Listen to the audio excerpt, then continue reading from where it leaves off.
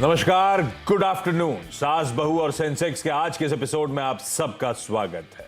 हफ्ते के आखिरी दिन मदद करने के लिए आपको आपकी स्क्रीन्स पे नजर आएंगी sharmilajoshi.com से शर्मिला जोशी। शर्मिला, हाय, गुड आफ्टरनून मैम।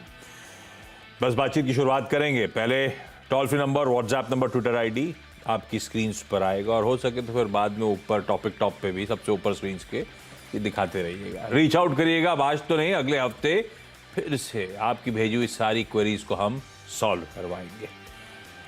हफ्ते का आखिरी दिन और जाते जाते थोड़ा सा मूड बिगड़ता हुआ। अच्छा मोमेंटम पकड़ा था हमने इस हफ्ते, 3 दिन बैक टू बैक तेजी, और उसमें खासतौर पे ट्यूसडे वेडनेसडे तो बहुत अच्छा मोमेंटम था। कल भी इनफैक्ट बढ़िया मूव्स एंजॉय कर रहे थे हम। 18,135 तक के लेवल्स तक गए थे इंट्राडे में।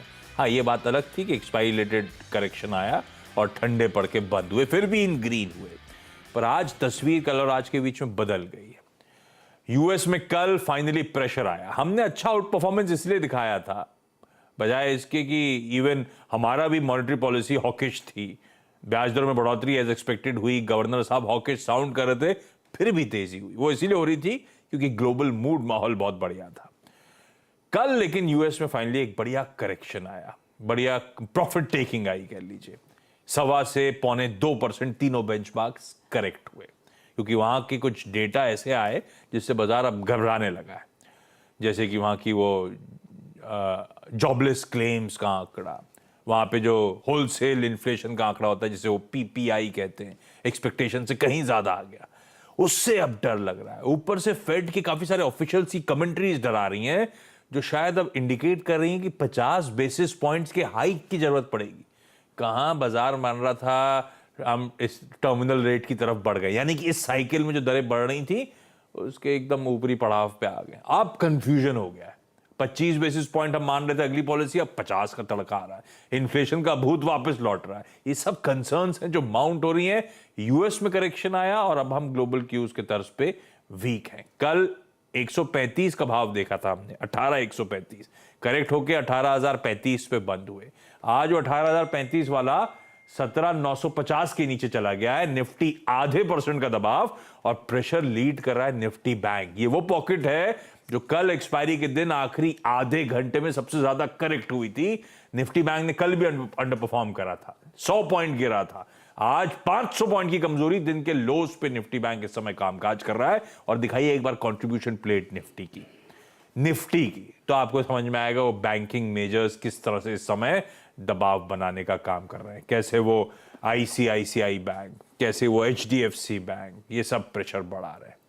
तो वो पिछले कुछ दिनों के सपोर्ट में जो खड़े हुए स्टॉक्स थे वो सब प्रेशर में आते हुए, बैंक और फाइनेंशियल वीकनेस अपनी जगह, इन्फोसिस वगैरह क्योंकि नैस्डैक वीक है, ये पॉकेट भी थोड़ी आज पस्त पड़ी हुई। अदरवाइज यही पॉकेट थी आईटी की, रिलायंस की, जो सपोर्ट कर रही थी मार्केट्स को। थोड़ी सी तस्वीर बिगड़ती हुई। चलिए, दिक्कत भरा है लेकिन ये सब तो मार्केट्स अपडेट चल रहे हैं, बढ़िया तरीके से आपकी स्क्रीन पे आते रहेंगे। अच्छा, वो ब्रेकिंग न्यूज कल शाम को जो सीएनबीसी आवाज ने अलग से मेंशन करा था, एक्सक्लूसिव जानकारी दी थी कि मिंडा कॉर्प प्रिकॉल में स्टेक लेने की तैयारी कर रही है।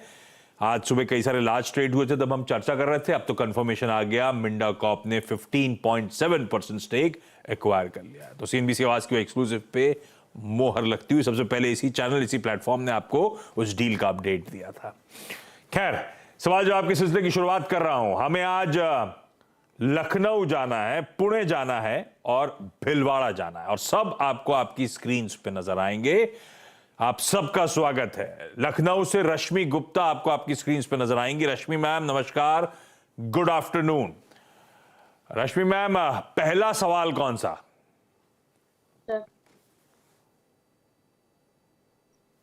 सर मेरा सवाल है सर कि मुझे सर अतुल ऑटो और गुजरात पीपावाव।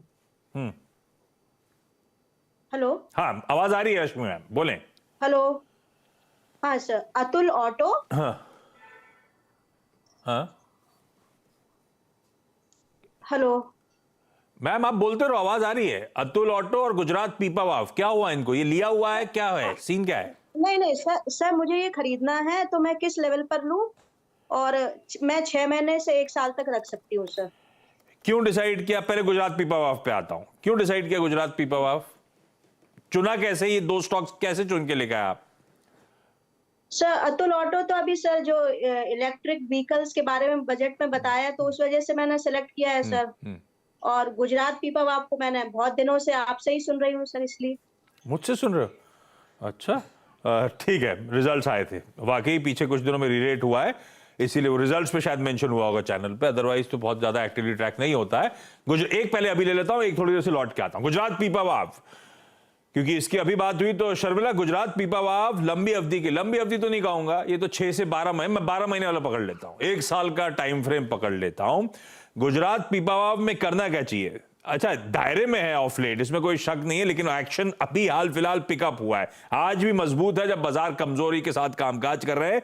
दरअसल कुछ समय हो गया, वैसे कुछ ट्रेडिंग सेशंस पहले मेरे ख्याल से इसके रिजल्ट्स आए थे, रिजल्ट्स वाकई बहुत अच्छे थे, ऑपरेशनली भी स्ट्रॉन्ग परफॉर्मेंस था और top line bottom line expectations को बीट कर गई, इसीलिए शायद हरकत में आया। पर ये क्या वाकई लॉन्ग टर्म के लिए 12 महीने के टाइम फ्रेम के लिए अट्रैक्टिव पिक है कि नहीं? क्या रश्मि मैम को खरीदना चाहिए? शर्मिला, आपके रडार पे है? नॉट ऑनेस्टली, लेकिन क्योंकि क्वेरी है मैं आंसर कर रही हूँ, और जैसे कि आपने कहा रिजल्ट्स अच्छे हैं, हाँ। और अच्छे रहने की उम्मीद भी है, क्योंकि अच्छा। उन्होंने टर्मिनल इट्स बिकम कंप्लायंट, तो वहां से उनके लिक्विड वॉल्यूम्स अच्छे रहने की उम्मीद है। सो आई थिंक वो ले सकती है। I think my target would be closer to 110। 110 मतलब बेसिकली वो 52 हफ्तों के हाईज जो हैं, 52 वीक हाईज, मेरे ख्याल से